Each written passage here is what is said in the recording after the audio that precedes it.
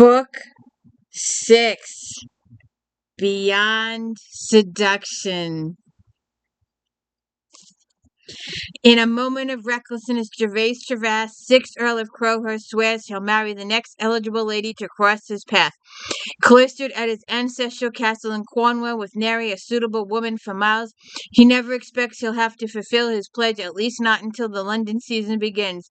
But then he meets his neighbor, the very appealing MADELINE GASCOIGNE. Years of service to the crown have taught Gervase the value of always having a loophole. There'll be no wedding if he and Madeline are incompatible anyway, so he sets out to prove that they would make a dreadful match by luring her into his arms and ultimately his bed. From the very first kiss, Gervase discovers that the headstrong and independent Madeline is too meek country miss, and the fire between them will burn beyond the first seduction. Early July 1816, Crowhurst Castle, Cornwall. How the devil did they break the mill? Gervase Tregarth, 6th Earl of Crowhurst, paced before the hearth in the elegant drawing-room of Crowhurst Castle. The aspiration of a man driven to the limits of his frustration colored his face, tone, and every long-legged stride. And am I to surmise that they were also behind all the rest? The broken fences, the damaged boats, the mix-up with the grain, the unexplained ringing of the church bells at midnight. Swinging around, he pinned his stepmother, Sybil, within a sharply interrogatory, hard hazel gaze. Seated on the chaise, a silk shawl about her shoulders, Sybil returned to stare with a blank look as if she hadn't fully comprehended his meaning. His female relatives, are conniving behind his back. Gervase knew better. Sybil was wondering how to answer. She knew he was one step away from losing his temper and would much rather he didn't. He narrowed his eyes even further. They were, weren't they? Of course they were. His voice had lowered to a growl. The past month of futile traveling to London, only to be summoned back within a few days to deal with some inexplicable calamity across his mind and frayed the reins of his temper even more.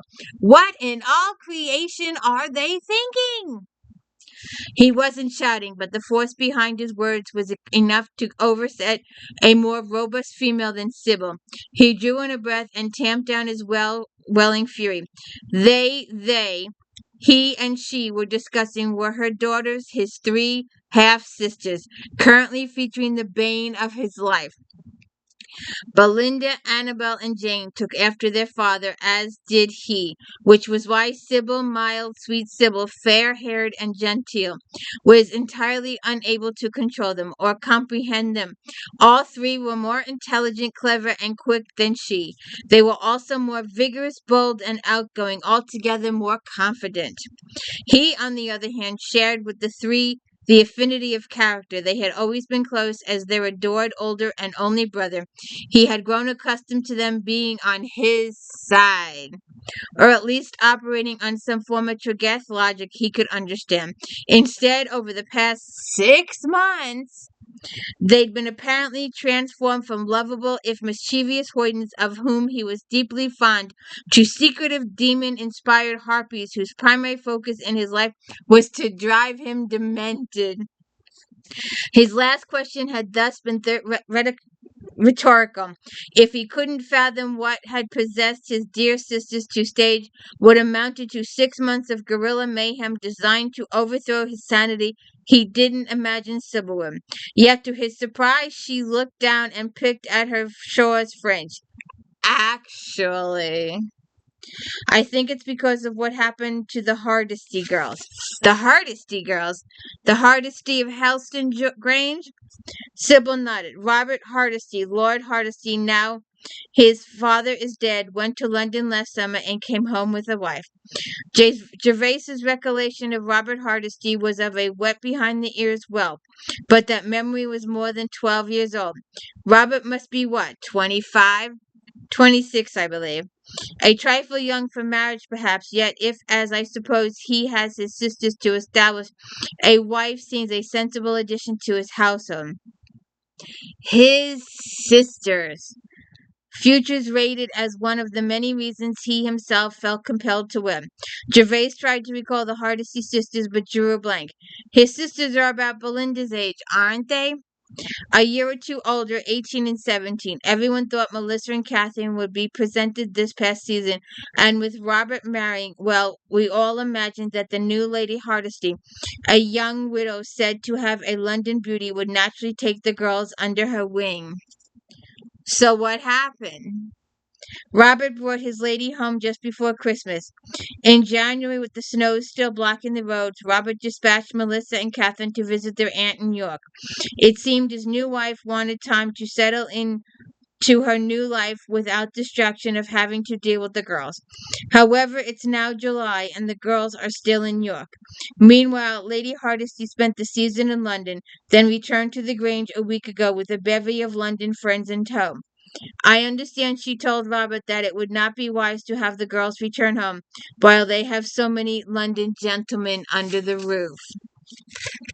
She's apparently avoiding his sisters. I don't know why she's jealous of his sisters, but apparently his new wife is. And that got the girls to thinking. Gervase stood before the fireplace staring at Sybil while he grappled with the implied connection. Then he blinked. Am I to understand? They can't possibly be equating me with Robert Hardesty. Well, of course they are, dear. The parallels are rather obvious. He felt his face harden. No, they cannot. He paused. Good God, they can't seriously imagine. He broke off and looked toward the main door as it opened to admit his half-sisters. He'd sent for them the instant he'd stalked into his front hall, having met in the castle forecourt by Gregson, the local bailiff, with news that the three had been discovered creeping away from the mill just after midnight. Subsequently, it had been discovered that the mill was no longer functional. Despite the best efforts of the miller, it still wasn't. In the wake of the string of strange accidents that had plagued the estate for the past 6 months, Gervase and Gregson had set up a secret watch, but the very last culprits they expected to catch were the 3 schoolgirls who marched into the room. Belinda, the eldest, held the small procession. A 16, she was already taller than Sybil, and bade fair hair to turn men's heads with her lustrous light brown hair and long, long legs.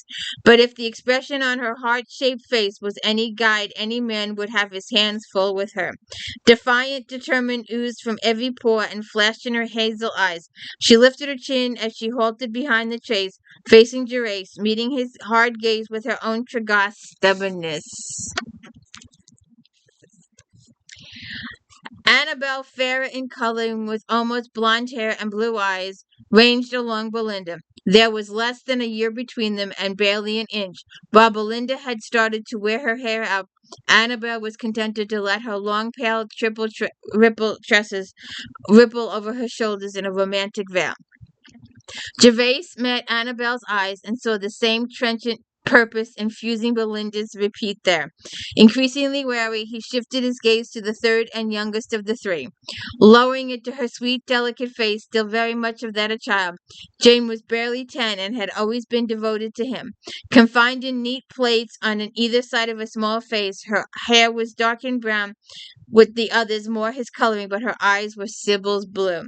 Meeting those casually innocent orbs, Gervase was faintly stunned to encounter unwavering, resolute determination that they are going to stand their ground.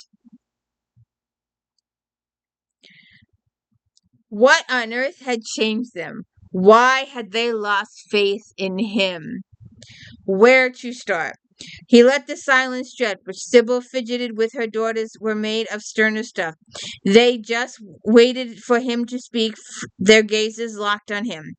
I heard from Gregson that the 3 of you were caught leaving the mill last night, apparently after sabotaging it.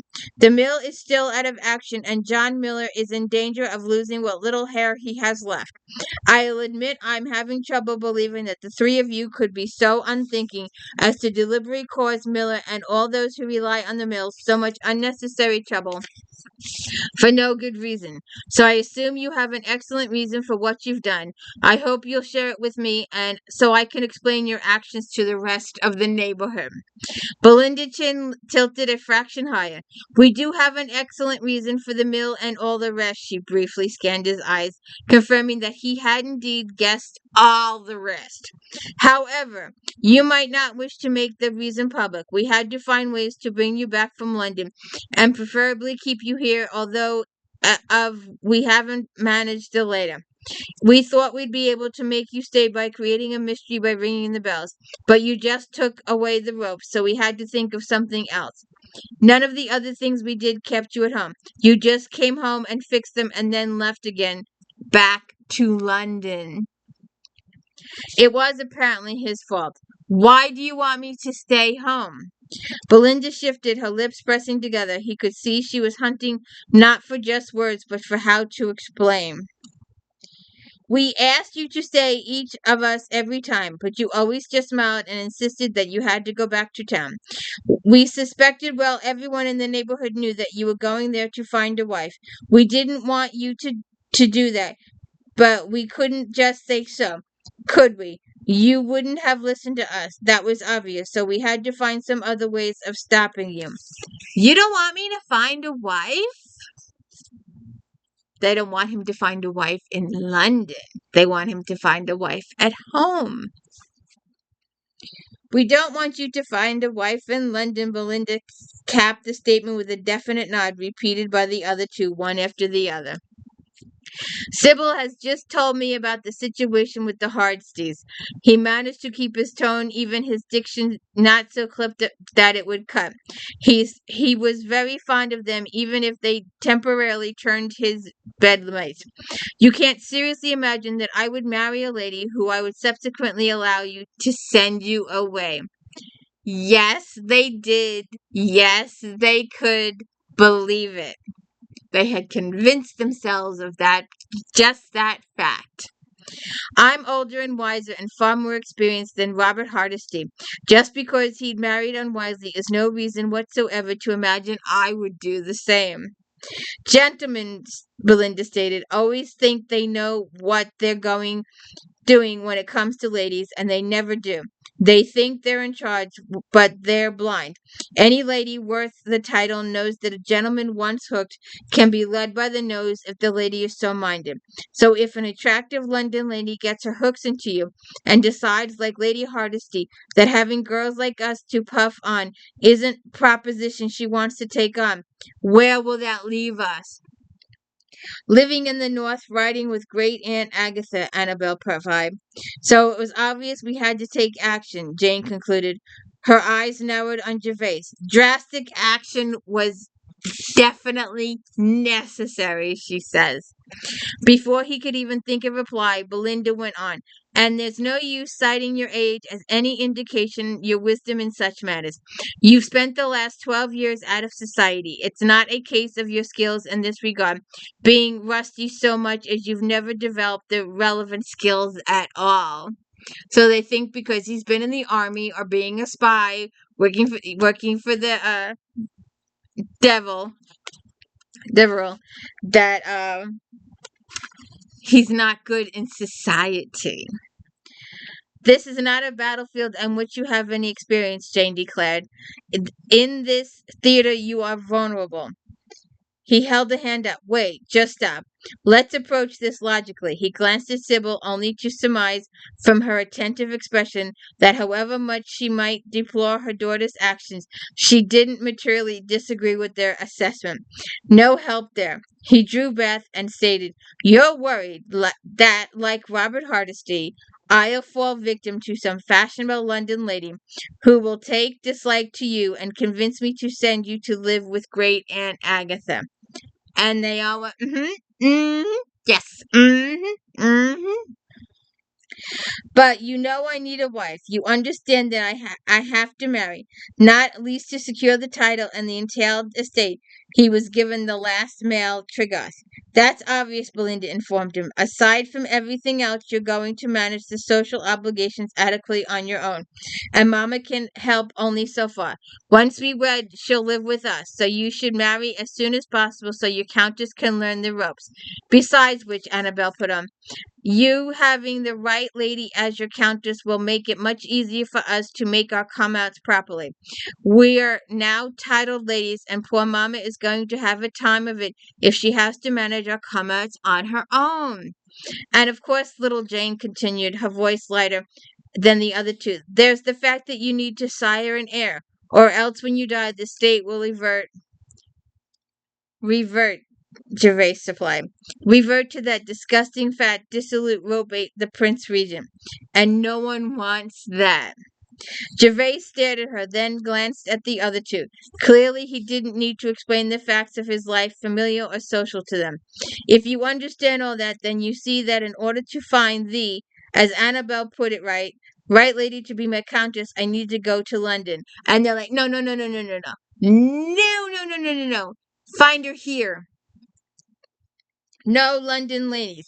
Now that you understand our position, you must see that we can't allow you simply to swan off and search by London. If you do, you'll be caught. Some London harpy will get her claws into you and won't be there to drive her off. The last came from Jane. Gervase looked into her eyes, hoping to see that she was joking, or to at least detect some comprehension that she was over-exfoliating, some indication that she understood that he had no need of their protection, especially in such an arena. Instead, all he saw was that same dogged, unbending purpose. They were like, we are not budging. This is what we want. But if I can't go to London and find a bride, where do you imagine I'll find a suitable lady to be my countess? You need to look around here, of course, Belinda said, in the neighborhood and nearby towns, so you can bring her home and show her the castle and us before you marry her. He suddenly understood. His brain finally accepted what his intellect had deduced. You want to vet my choice. Aha! He's like, no. That should have been the end of it. He should have said not one more word and stalked from the room. Should have realized from what had already passed in the last 10 years, his sister had grown more like him until he was no match for the three of them together. And they were like, That is not the last word in this subject. Enough. Running a hair through his hand, only just suppressing the urge to clutch the curls. He ignored their pressing, leading questions designed to send him into sliding down the slope and forced to return to the single central point. Regardless of anything and everything, as there is no lady anywhere near who might be suitable, I have to go back to London. And they're like, no. If you go back to London, you're going to take us with you so we can see these ladies. If you try to return to London alone, you'll force us to do something terrible to bring you back. They weren't going to budge, but this was his life and his potential wife. Very well, he said. All three girls straightened. They'd never ever seen him lose his temper, but knew him well enough to sense the change. As you're so convinced a suitable lady exists hereabouts, and that any such lady will pose no real threat to you, I'll make a bargain with you. I won't return to London for the next 3 months, not until the little season commences. And I swear on all that's holy, from this moment on, I'll marry the first suitable lady I meet.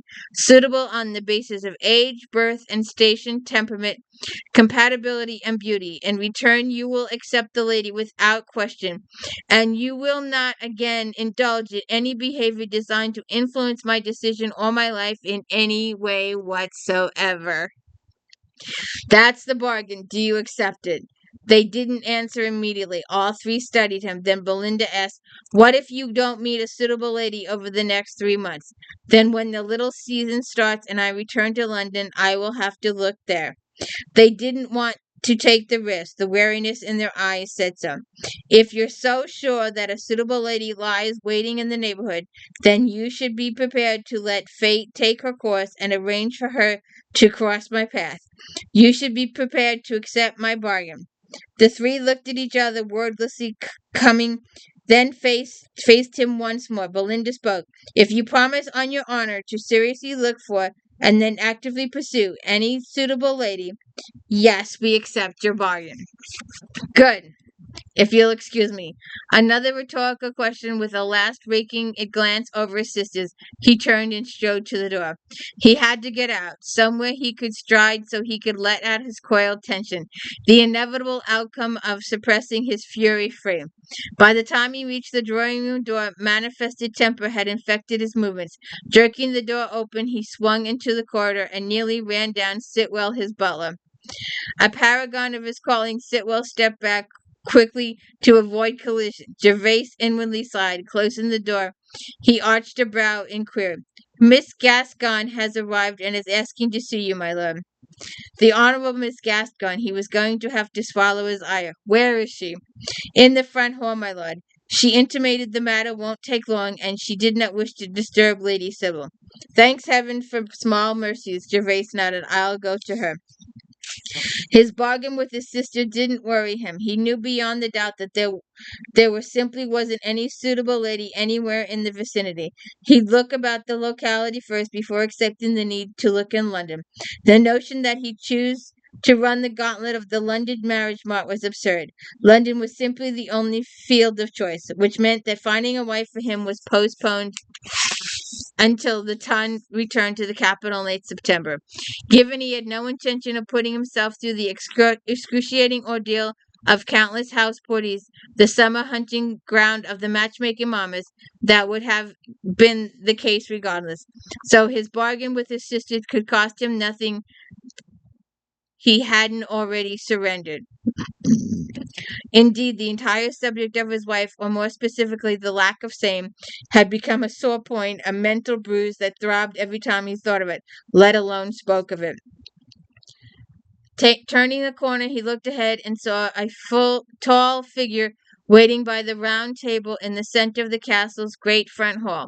He inwardly grimaced. No doubt Madeline had come to ask about the mill. The daughter of the previous Viscount Gascoigne, only child of his first marriage, she was the older half-sister of the current Viscount. Harold, known to all as Harry, still very much a minor at 15. The Gascoignes held the estate of Trevler Park, situated above Blackhead, the eastern headland of the same wide bay on which the castle stood overlooking the western cove. Gascoignes had been at the park for nearly as long as Tregarth had been at the castle. The two families were the principal landowners in the area. As under the terms of her late father's will, Madeline was the primary guardian of her three brothers, including Harry. It was she who was the de facto Gascoigne. She ran the estate and made all necessary decisions, as she'd been groomed by her father for that duty and had performed in the role since before his lingering death 8 years ago. The neighborhood had long grown accustomed to treating her as her brother's surrogate. Indeed, for the explanatory way she conducted her brother's business and her devotion to the difficult role of her brother's keeper, she had earned the respect of every person on the peninsula and far beyond. Gervase approached. Hearing his footsteps, Madeline turned, an easy smile alighting her face. Courteous of his years abroad, he didn't know her well, but as he'd been born at Gervase Manor outside Falmouth, not far away, had spent many months throughout his childhood visiting his uncle and his cousins at the castle. He'd known of her existence most of her life. She was considerably taller than the average, only a few inches shorter than Gervase. As usual when riding about the countryside, she gowned in dark colors. Today's gown was a sensible, rich brown. A wide-brimmed hat dangled from one hand, sworn to protect her fair skin from the sun. As Gervase neared, she held out a gloved hand. Madeline, retrieving her hand, she returned his nod. Gervase, before you say anything, I'm here to beg your pardon. I thought you'd come about the mill. No, although I did hear of your problem, it seems quite bizarre that your sisters were involved. Have you discovered why they did it, or, as is the case with my brothers, was it simply a matter of it seemed a good idea at the time? Something like that, but what's your apology for? In light of the mill, you understand, I'm afraid my hell-born's latest interesting idea was to put your bull in among your dairy herd. Don't, pray, ask me why. Their logic escapes me. I've already had them out to see your herdsman to apologize and supervise them in recapturing the bull and putting him back in the field. He didn't seem any worse for his adventure, although I'm afraid your milk producers might suffer a trifle due to the excitement. I suppose I suppose, have expected something. They're home for the summer, of course, but I had hoped that they would have outgrown such schoolboy exploits. Harry's 15, isn't he? He'll stop his schoolboy tricks soon enough, but when he does, you might well wish he hadn't. In this season, a slight disruption to our milk production won't even be noticed. And if that's the worst he and your brothers and your other two get up to, we'll think ourselves lucky. Be careful what you wish for, Madeline wrinkled her nose, in that you might be right. What do you expect? When do you expect the mill to be fixed? They chatted for several minutes about the mill and the coming harvest, about the local tin mining in which both estates had interest, about the local business news. Like all the neighborhood gentlemen, Gervase had learned to respect and rely on Melanie's views, as drawn as they were from such a wider pool of information than any of them could tap. There wasn't a local merchant, miner, laborer, or farmer who wouldn't readily talk to Miss Gervase about his enterprise. Likewise, his wife, Madeline had much a deeper understanding of anything and everything that went on the Lizard Peninsula and in the surrounding districts, one no mere man could hope to match. I really must be going. Thank you for understanding about the bull. If it helps, you can tell your brothers that I was not amused. I'll be going out shortly to the mill. He walks her out to the door. Gervase watched her go, idly aware that her peers in the district were other male landowners in their council. She had never been treated as a female, as someone of different status from the men, while no one could actually treat her as a man, thump her on the back, or offer her brandy. She occupied a unique position, because in many ways she was unique. Thinking of his sisters, Gervase considered that a little of Madeline's uniqueness could with benefit rub off on them. Turning back to the castle, he remounted the front steps and turned his mind back to his temper, only to discover that it was no longer straining at the leash. He was no longer had anything to suppress. He felt calm in control, once more, confident and able to deal with whatever might come his way. He was still pondering that point when he reached the drawing room door. Opening the door, he walked in. Belinda, Annabel, and Jane turned from the window overlooking the forecourt, through which they'd obviously been observing him and Madeline. Sybil swirled on the chaise that had been watching her daughters, no doubt listening to the report. What? We thought you might invite her in, Belinda said. Why? Madeline, isn't she a suitable lady? He stared at them and couldn't think of an answer. Not any answer he wanted to give. Oaths he suspected wouldn't shock them. He let his face harden, let his most incredible mask settle into place. I have to go and unjam the mill. I'll speak with you later. Without another word, he turned around and walked out. It never occurred to his butt that she was a suitable lady. Reaching the mill, he discovered the frustrated miller about to commence the laborious task of dismantling the grinding mechanism to see why the damn thing won't budge. Asking him to wait, Gervase had gone outside to where the huge water wheel sat unmoving in the narrow stream. He knew his sisters knew nothing about gears and axles. There was no evidence that they'd even entered the mill. Whatever they'd done to cripple the mechanism had been simple and ingenious, and something 3 schoolgirls, 2 decent height and strength, could physically achieve. The stream had been bubbling, gurgling along, covering the lower third of the wheel. After squinting into the rippling water, Gervase had called the miller and his sons to lend a hand.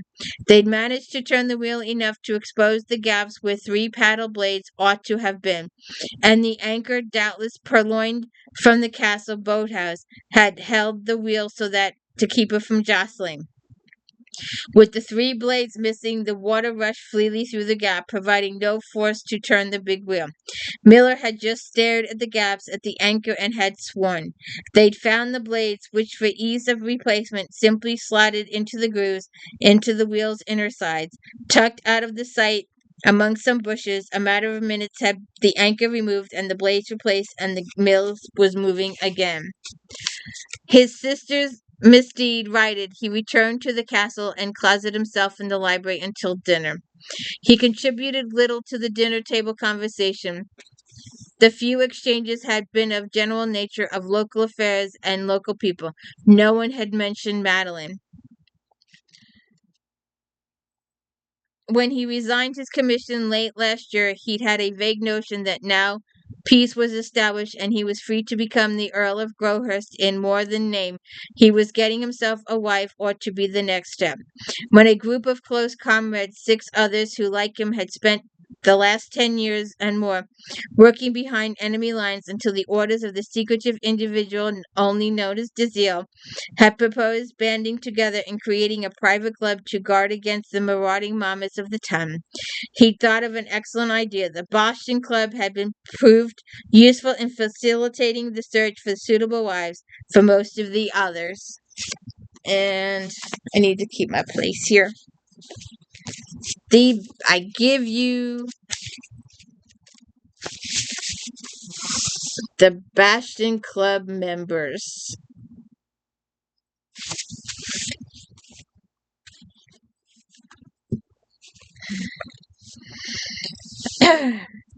Let's see. So much so of the days ago, they were only 2 of the original 7 members still unwed. Christian Aldiz, Marquis of DEARNE, and Gervase himself. Christian, he realized, had some secret that he was holding back. Some reason why, despite of them all having spent the most time in the ballrooms and being the most comfortable in the milieu, he seemed unable to summon any interest in any lady, not even in passing. He, however, had no excuse. He wanted to wed to find the right lady and establish her as his countess. As his sister said so blatantly enumerated, there were multiple reasons he should not, at least among them being them and their futures. He set out to find a bride in February. Nearly 6 months had passed, and he achieved precisely nothing. News of the failure with the mill had reached him just before he'd arrived at Penningham Hall to Devon to witness the nuptials of his small band, Deverell and his Phoebe. So afterward, rather than returning to spend the last week or so in London, in the hopes that among the few Tunnish families lingering in the castle he might discover the future wife, he had hied back to home instead. The continuing frustration, even if it had been entirely outside his control, had only acerbated his already abided patience and irrational sense of time running out and still not having found his bride. 6 months and he'd gotten nowhere. He hadn't even managed to develop any, as Annabel had termed, relevant skills. So, will him and Madeline get together? Will the sisters do any sabotaging? Will the sisters get together with the brothers and do any sabotaging? Because there might be 1 or 2 more incidents. What will Madeline say? Will she give up her bossing? Is she ready to turn the reins over to her brother of the estate running? Is she ready to help with Gervase and his sisters? You'll have to read the book. And we started with book 1. And we moved to book 2. And we moved to book 3. And book 4. And we did book 5. We just did book 6. Next week we'll do book 7. And then Daziel's book. Where does he find his love? He might find it at home too, or he might find it in London. We'll have to find out. Have a good one.